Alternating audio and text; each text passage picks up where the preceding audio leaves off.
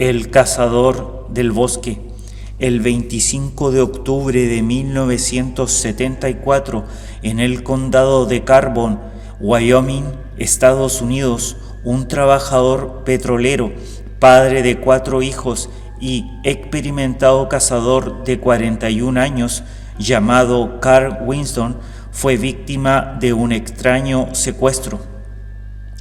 Como muchos estadounidenses en la década de 1970, Carl Winston había sido golpeado por la recesión.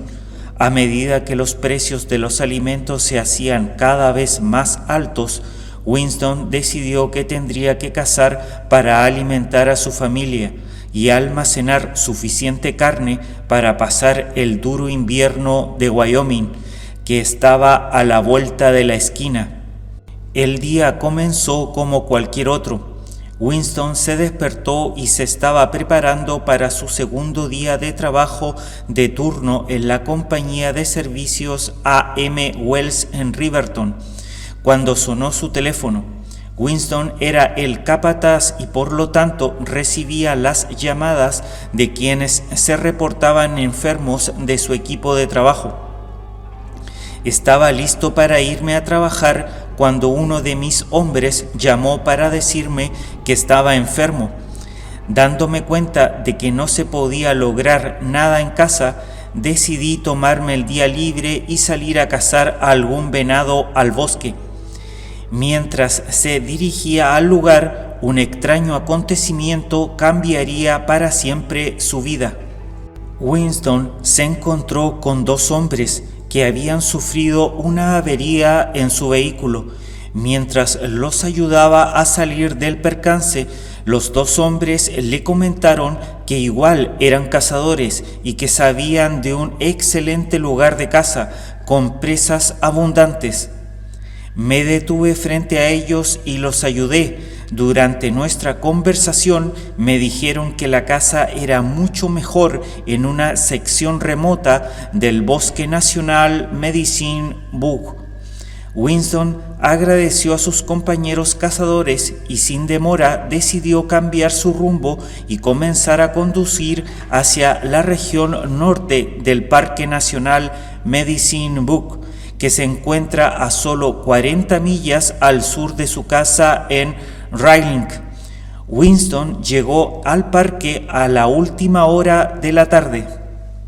Una vez allí, se sorprendió al toparse con un viejo amigo.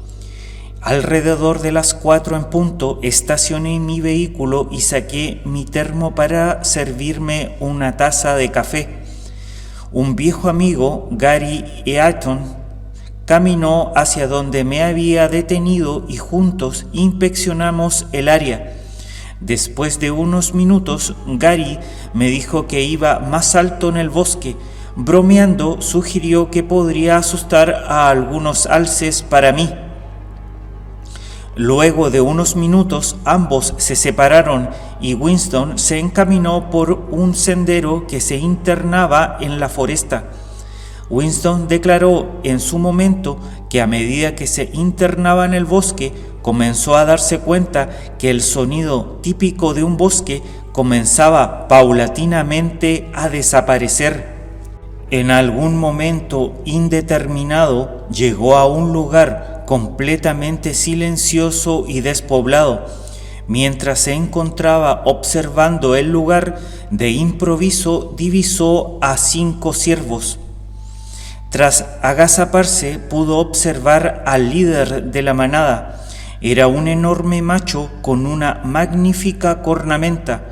Winston preparó su rifle, un Magnum calibre 7 milímetros, y lentamente apuntó al animal. Apenas tuvo al animal en la mira, disparó. Pero entonces, incluso antes de que pudiera volver a cargar el cerrojo, algo sucedió que lo dejó congelado. La bala era visible en su trayectoria. Era como si el proyectil avanzara en cámara lenta, a tal punto que Winston podía verla intentando abrirse paso. Además, Winston no había escuchado el retumbar del disparo en el bosque, como era de costumbre, ni tampoco había sentido el culatazo o retroceso del arma cuando había disparado. Entonces, y antes que Winston se recuperara del asombro, el proyectil, antes de llegar a su objetivo, cayó en picada al suelo, salpicando de nieve frente a él. La declaración original de Winston es la siguiente: no podía creer mis sentidos. En lugar de un poderoso estallido, la bala de 7 milímetros salió del cañón del arma sin hacer ruido en cámara lenta. Flotó como una mariposa y finalmente cayó al suelo a unos 15 metros de donde yo estaba. Estaba asombrado, me congelé. A mi alrededor había un silencio doloroso. No se escuchaba el canto de un pájaro o el susurro de las hojas en los árboles cercanos. La única sensación que pude detectar fue un hormigueo que me recorrió la columna vertebral. Era similar a la sensación que se siente a menudo antes de una tormenta eléctrica, cuando el aire está lleno de electricidad estática. Winston se puso de pie rápidamente, pero cuando lo hizo sintió algo extraño en el aire. El ambiente se había tornado denso, como si se encontrara cargado con electricidad estática. Atemorizado, pero a la vez intrigado, caminó hasta donde había caído el proyectil, pero al tomarlo se percató que éste había perdido el núcleo de plomo y se encontraba deformado, como si hubiera impactado contra un material muy duro. Se metió la bala en el bolsillo y dio unos pasos perplejo hacia adelante. Para ese momento, la manada de ciervos había desaparecido. Sin embargo, seguía sintiendo que no estaba solo en ese lugar.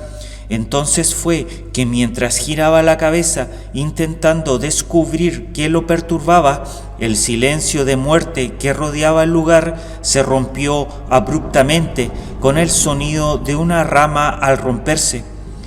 Winston descubrió para su sorpresa una figura humanoide que lo miraba de pie desde los árboles cercanos, camuflado por la oscuridad del follaje. Al principio quiso convencerse de que era otro cazador como él y en un gesto de amistad bajó su arma. Entonces el ser salió de las sombras y caminó en dirección de Winston. Inmediatamente se dio cuenta que algo no andaba bien y su corazón comenzó a palpitar cada vez más rápido. Mis rodillas comenzaron a temblar hasta el punto de querer desmayarme, dijo Winston. Mierda, debí quedarme en el cañón McCarthy como lo había planeado en un principio, pensé en ese momento. Winston pudo distinguir claramente su aspecto. Estaba vestido con un traje de color negro, ceñido al cuerpo, de la misma forma como el traje de los buzos submarinos lo hace, en palabras del mismo Carl Winston, similar a un traje de neopreno que usaban los buceadores. Portaba dos tipos de cinturones, uno similar a un arnés y el otro un cinturón metálico grueso y con una estrella amarilla de 6 puntas ciñéndole la cintura. No tenía orejas ni cejas y sus ojos eran pequeños, rasgados y hondos.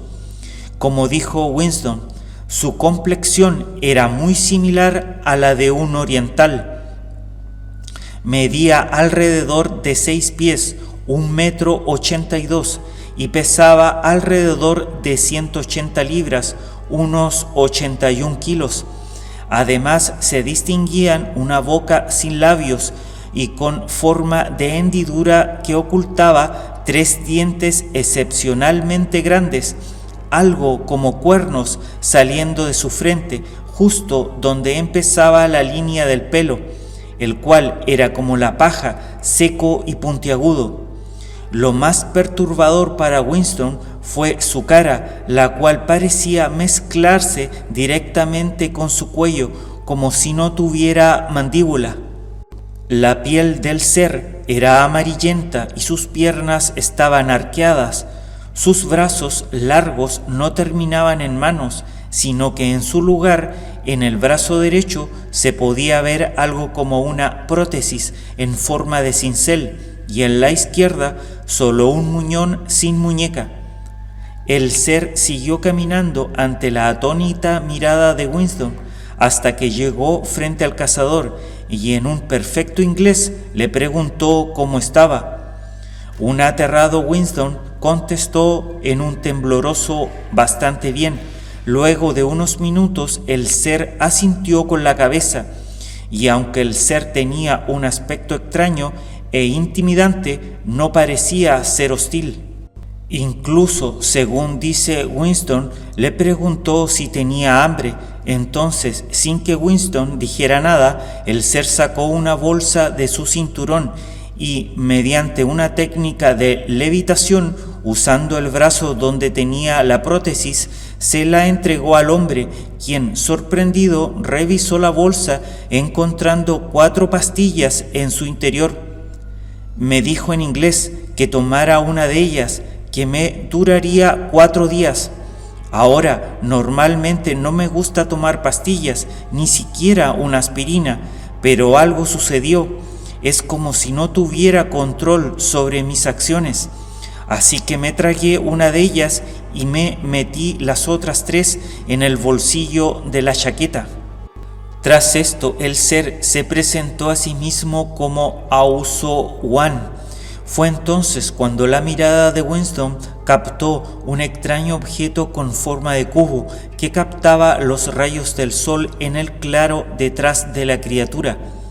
Allí, no muy lejos de nosotros, había un objeto transparente en forma de cubo que descansaba en el suelo. Para mí parecía un enorme paquete de Navidad, ya sabes, plano por todos lados, como una caja. No pude ver nada, tren de aterrizaje o entrada. Era mucho más pequeño que cualquiera de nuestros aviones comerciales o militares. De hecho, van a pensar que estoy loco, pero esta cosa no podría haber tenido más de 5 pies de alto, 7 pies de largo y 4 pies y medio de ancho, lo que serían 1,5 metros de alto, poco más de 2 metros de largo y un poco más de 1 metro de ancho. Entonces Auso Wan le preguntó a Winston si quería dar un paseo. Winston, plenamente consciente del hecho de que no estaba en condiciones de rechazar esta solicitud, se encogió de hombros débilmente en señal de asentimiento. Fue en este punto que el tiempo pareció dar un salto adelante, ya que el siguiente recuerdo de Winston fue estar dentro de la nave con forma de cubo. Antes de que pudiera mover un músculo, me encontré dentro de este artilugio. Fue instantáneo. ¿Cómo pude encajar dentro? Sigue siendo un enigma. Deben haberme encogido. Esa es la única explicación que parece plausible. Yo desconozco cómo lograron esta hazaña.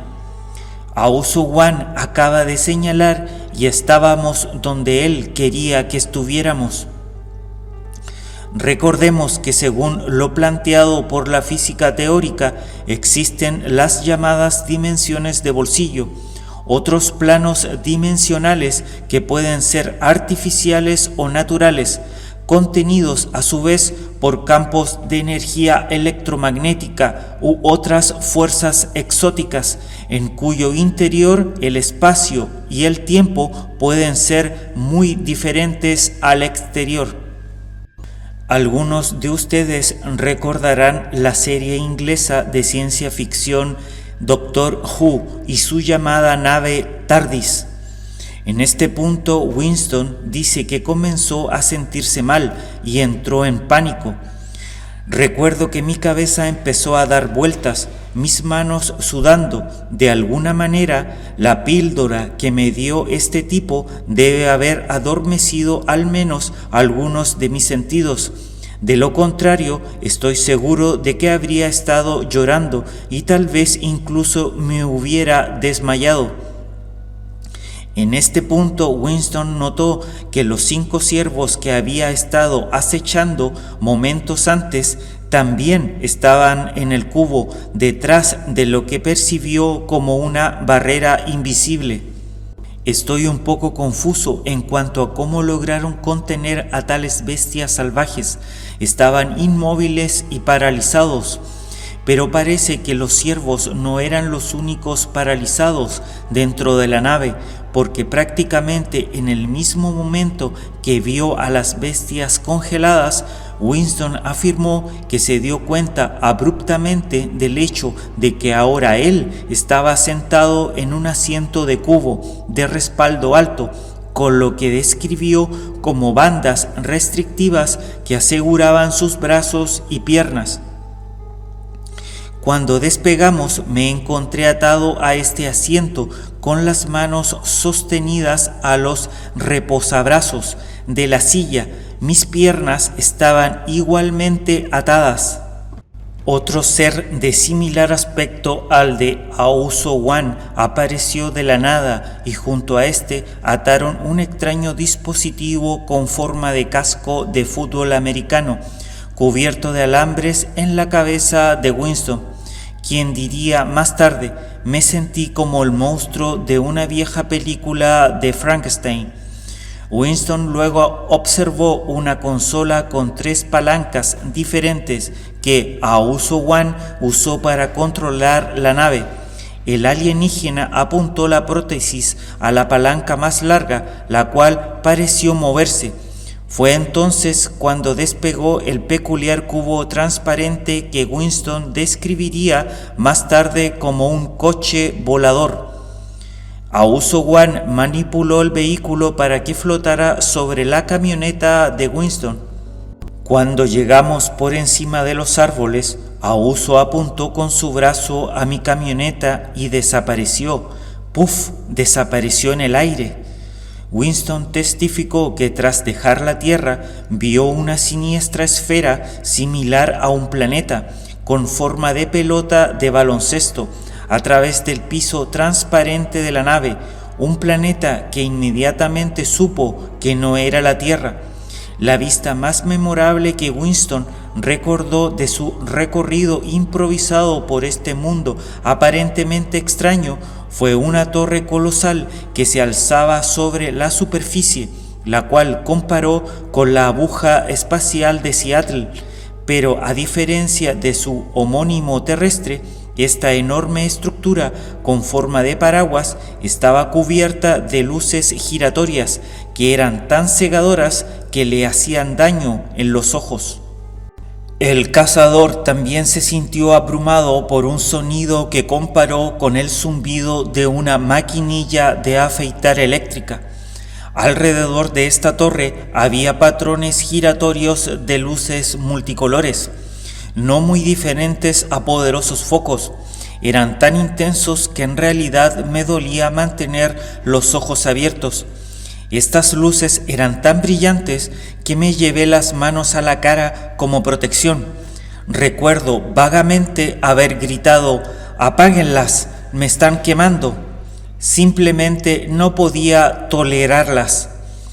En lugar de consolar a su invitado asustado, el segundo humanoide simplemente comentó que tenían problemas similares en la Tierra, insistiendo en que «tu sol también nos quema». Fue entonces cuando la extraña nave aterrizó a unos 150 pies de distancia de la plataforma en la base de la torre. A través de las paredes transparentes de la nave, Winston vio lo que dijo que eran 5 seres humanos, vestidos a la moda de la Tierra, hablando entre ellos. Se trataba de una niña de cabello castaño que parecía tener unos 11 años. una niña rubia que era solo unos años mayor y una pareja de adolescentes que parecían tener unos 17 a 18 años.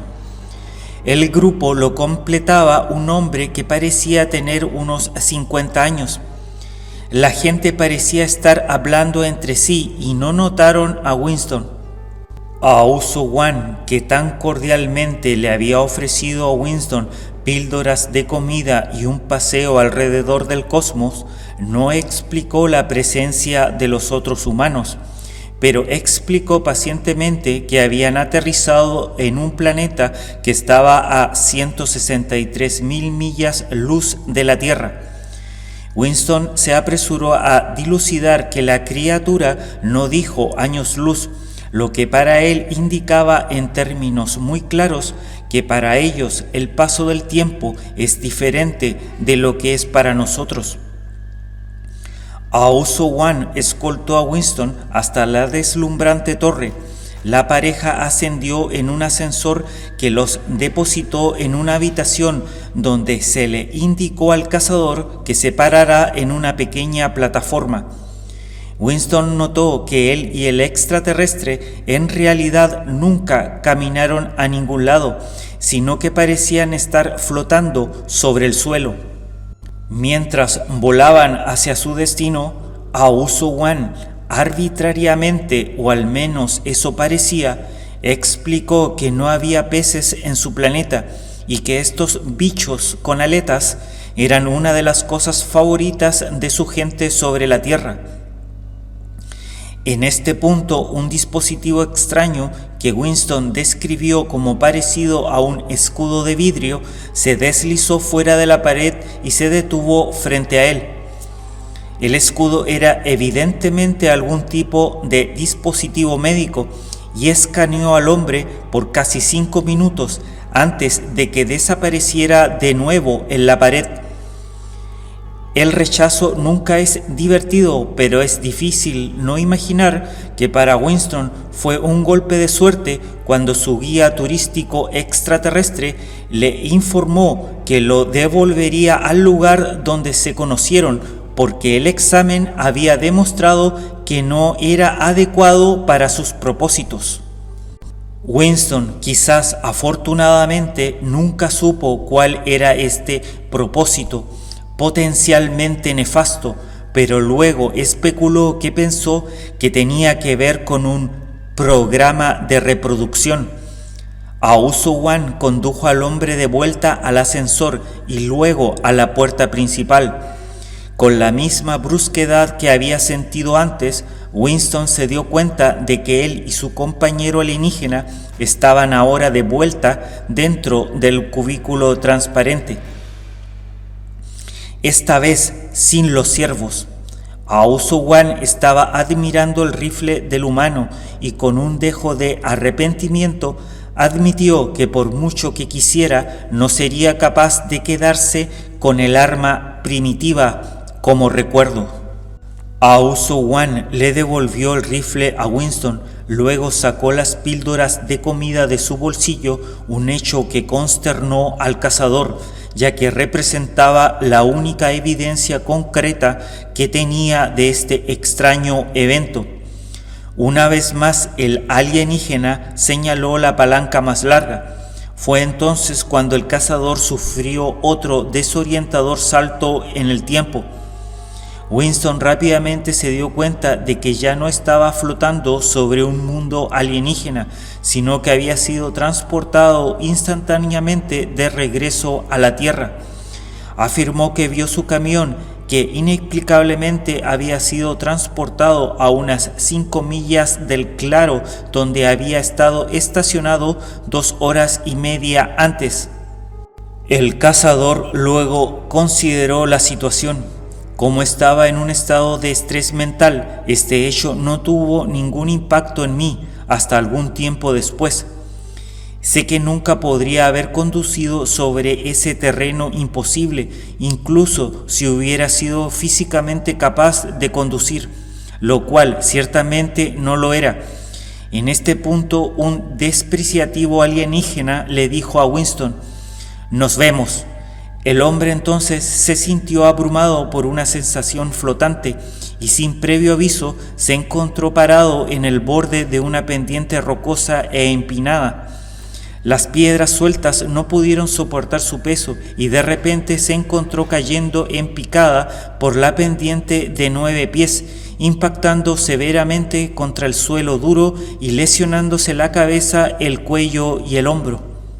En este punto uno se pregunta si el alienígena hizo esto a propósito para que Winston muriera en el acto, así no pudiera contar su experiencia, o por el contrario, simplemente ya no le importaba lo que pasara con el hombre.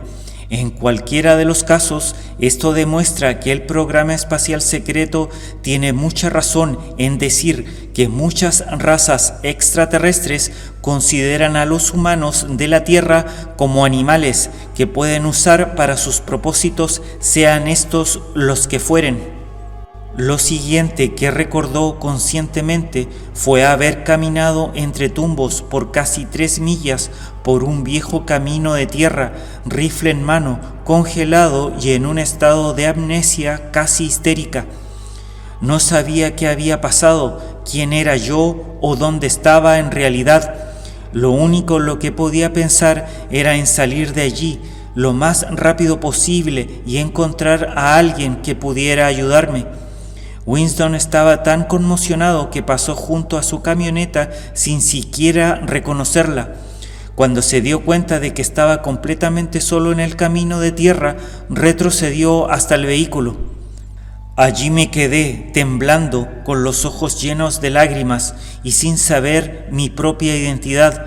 Vi un camión estacionado fuera de la carretera entre algunos árboles y decidí meterme en él para refugiarme y mantenerme caliente. No me di cuenta de que el camión me pertenecía. Acurrucado y temblando por la conmoción, Winston se sobresaltó al escuchar una voz femenina que de repente crujió en la radio. Había un equipo de 2 vías debajo del tablero, así que tomé el micrófono y lo sostuve cerca de mi boca. Les dije que estaba enfermo y perdido y que necesitaba ayuda desesperadamente. Cuando la voz del otro lado de la línea me preguntó dónde estaba, les dije que había visto un letrero en el camino que decía Bosque Nacional del Límite Norte. Sin embargo, esto no pareció ser de mucha ayuda, ya que no había absolutamente ninguna indicación de a qué bosque se refería el cartel. Un grupo de búsqueda dirigido por un alguacil local y acompañado por la esposa de Winston, Margaret, tuvo muchas dificultades para conducir por los senderos del bosque con sus vehículos 4x4 y no pudo localizar a Winston hasta casi la medianoche. Fue durante este arduo viaje que la esposa de Winston y otros 2 rescatistas afirmaron haber visto luces intermitentes, verdes, rojas y blancas en el cielo, pero estaban demasiado lejos para discernir su verdadero origen. Más tarde se supo que 2 residentes de Rawlins, Wyoming, Don y Merlin James, afirmaron haber observado un resplandor inusual en las cercanías de Medicine Bow Forestal al mismo tiempo que los rescatistas se dirigían hacia el cazador desaparecido. No mucho después, los oficiales desconcertados se sorprendieron al encontrar al parachoques del camión de Winston en lo profundo de un sumidero lleno de lodo en el centro de un barranco del bosque que era impenetrable para los vehículos. De hecho, las condiciones eran tan malas que la policía se vio obligada a hacer el último tramo del viaje a pie. Aún más desconcertante fue el hecho de que no había huellas de neumáticos que condujeran al pantano. El sheriff y sus hombres no podían comprender cómo Winston se las había arreglado para atascar su camioneta allí. A juzgar por las circunstancias, tendría que haber sido arrojado desde arriba, lo cual parecía desafiar la lógica racional.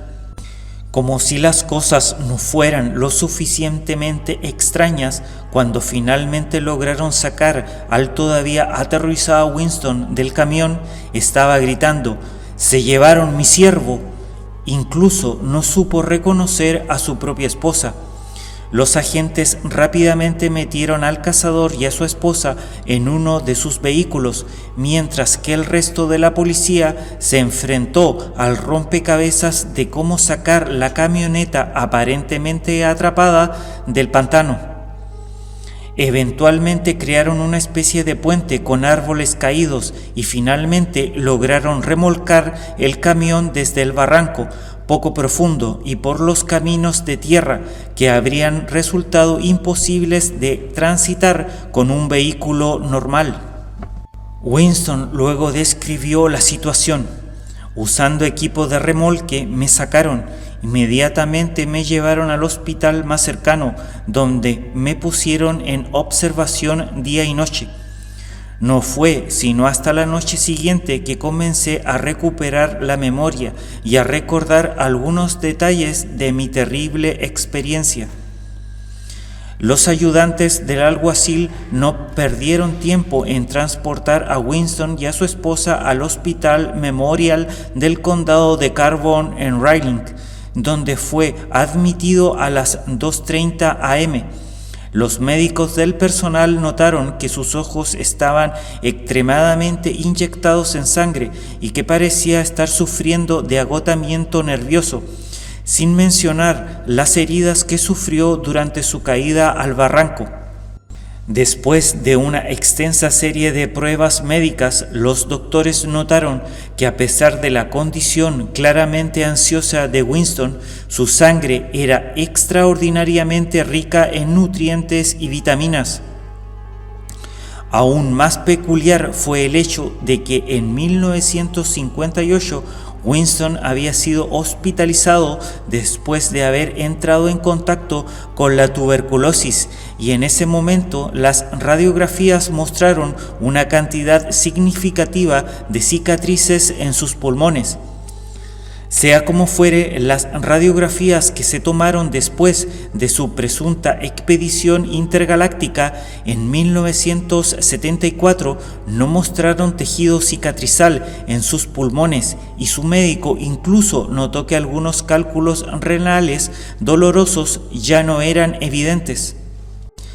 A pesar de que sus órganos habían sido restaurados y mejorados, el petrolero aún petrificado permaneció incoherente durante toda la noche, y según la mayoría de los informes, no logró recuperar sus recuerdos hasta el día siguiente, cuando su hija fue a visitarlo. Fue entonces cuando le contó a su esposa, médicos y policía su desgarrador encuentro con Auso Wan y su viaje a otro mundo. Más tarde, su esposa declararía: «Le creí porque era él y porque estaba allí y vi muchas cosas diferentes que sucedieron esa noche». A los pocos días de la hospitalización de su esposo, Margaret descubrió la bala aplastada de 7 milímetros escondida en el parche de su cantimplora. Winston todavía no sabía cómo explicar la fuerza que había logrado dañar tan completamente su bala, por lo que llevó el casquillo a la oficina del sheriff. Según Winston, nunca habían visto algo así antes. Tan pronto como pude, lo llevé al departamento del sheriff del condado de Carbon, donde el oficial a cargo del análisis balístico lo examinó a través de un microscopio. Me dijo que era de un rifle Magnum 7 milímetros, que es el calibre de mi arma. El técnico revisó la bala combada y afirmó que nunca había visto una igual. Estaba convencido de que era imposible martillar la bala en su forma actual, y sintió que la bala probablemente no había golpeado un objeto sólido como un árbol o una roca. La cubierta de cobre estaba al revés y faltaba el núcleo de plomo. Más tarde escribió: «Parece como si un ser sobrehumano la hubiera vuelto al revés». La Organización de Investigación de Fenómenos Aéreos, APRO, envió al consultor en metalurgia, el Dr. Walter Walker, para inspeccionar los restos de la bala. Después de un examen riguroso del objeto, testificó que había chocado con una superficie excepcionalmente sólida, con una fuerza inmensa. Como muchos abducidos, o en este caso invitado, Winston afirmó haber tenido solo un recuerdo parcial de su encuentro cercano. Recordó que su bala golpeó la barrera invisible, se encontró con el alienígena y entró en el cubículo transparente, donde vio a los venados, pero después de eso sus recuerdos se volvieron confusos. Debido al éxito que el equipo de APRO había tenido con el método de regresión bajo hipnosis, los investigadores de APRO sugirieron que al angustiado cazador se le sometiera a una regresión hipnótica para recuperar sus recuerdos perdidos y, con suerte, sentirse cómodo con lo que le había sucedido. Winston estuvo de acuerdo en someterse a la regresión. El 2 de noviembre de 1974, el consultor de APRO, el profesor de psicología en la Universidad de Wyoming, el Dr. Leo Springhall, se hizo presente. Springhall fue asistido por los investigadores de campo de MUFON, Rick Canyon y Robert Nenkis. En el procedimiento, sin embargo, sus primeros esfuerzos fueron decepcionantes. Más de 2 semanas después, el 17 de noviembre, Springhall volvió a intentarlo, utilizando métodos hipnóticos alternativos, y esta vez no se vio frustrado. Winston tenía un recuerdo consciente de su encuentro con el extraterrestre antes de ser sometido. Bajo hipnosis, Winston pudo recordar su viaje al mundo natal de Aoso One con detalles. Reveló a todos los que observaban la sesión que el extraterrestre de cabeza de paja y sus acompañantes buscaban comida y usaban a la Tierra como una especie de coto de caza, donde venían a cazar y pescar. También usaban sus trajes negros ceñidos a la piel para protegerlos de los rayos de nuestro sol. Los ciervos que habían capturado los llevaban a su planeta con propósitos de reproducción. Pero si Aoso One se refería a un programa que aseguraba la supervivencia de una población de animales salvajes, un matadero alienígena o algún tipo de experimento genético extraterrestre, Winston no lo sabía. Tal vez era todo lo anterior. Según Winston, la crianza también fue la razón por la cual los seres humanos habrían sido llevados a ese mundo extraño. Winston tenía la impresión de que los extraterrestres habían cosechado a estos humanos, principalmente jóvenes, para usarlos en algún tipo de programa de reproducción, y que él no se ajustaba a sus propósitos, debido al hecho de que en 1965 se había sometido a una vasectomía. Tal vez esto es lo que quisieron decir cuando dijeron que yo no era nada bueno. Tengo la sensación de que querían gente joven. Posteriormente, Springhall escribiría en su informe oficial sobre el caso: Winston todavía es un manojo de nervios por todo el asunto. Afirmó que durante las semanas posteriores al viaje fue seguido por una colosal luz verde en el cielo. Algunos ufólogos especularon que podrían haber sido los extraterrestres vigilando a su presa, al igual que los científicos modernos rastrean a un oso marcado. 4 años más tarde, en septiembre de 1978, Winston fue sometido a lo que entonces era una de las pruebas de polígrafo más avanzadas disponibles, el dispositivo PSE, o evaluador de estrés psicológico. La prueba estuvo presidida por un consultor técnico de la LAPD, el Dr. Greenberg y su colega, el Dr. Sidney Walter. Los científicos determinaron que el cazador estaba dando un relato veraz de lo sucedido. Greenberg concluyó: me veo obligado a admitir que algo absolutamente fantástico sucedió en la vida de este hombre. La prueba lo demuestra sin lugar a dudas. Nota: aquellos de ustedes que habrán visto el video de mi canal Pacto de los Dioses Oscuros recordarán que Scott menciona que cuando era adolescente y solía recorrer las colinas y bosques cercanos a su casa, siempre se sentía observado, mientras que los perros que lo acompañaban se quedaban muchas veces inmóviles mirando fijamente un punto entre los árboles. Yo mismo recuerdo haber leído a algún investigador que afirmaba que muchas razas extraterrestres despreciaban a los humanos de la Tierra, no solo por su atraso tecnológico, sino por ser mezclas, híbridos de muchas otras especies. Asimismo, este relato confirma lo que han dicho otros investigadores, que algunas especies extraterrestres simplemente consideran a la Tierra ya sea como un laboratorio donde pueden hacer y deshacer a su antojo, o como un simple supermercado donde se pueden abastecer de todo lo que necesitan completamente gratis, pues no hay una presencia lo suficientemente fuerte que se los impida. Además está la cuestión de las personas raptadas en contra de su voluntad y sobre todo el uso de niños y adolescentes para las investigaciones y los planes de estos alienígenas. Por último, quisiera mencionar algo que me viene dando vueltas en la cabeza hace tiempo. Mi canal ya lleva un tiempo en esta plataforma y los informes, pese a lo detallado que son, no parecen interesar demasiado. Asimismo, tomando como ejemplo este mismo informe, he visto que algunos canales o páginas que se dedican a la investigación no son lo suficientemente rigurosos a la hora de investigar.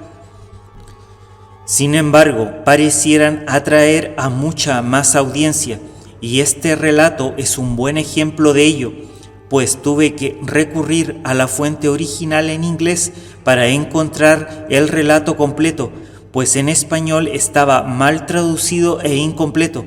Como sea el caso, queridos amigos, intentaré no desanimarme y seguir trayéndoles este tipo de información, porque la finalidad de mi trabajo es ayudarlos a abrir los ojos y que no sean víctimas de aquellos que desean dominar a la humanidad.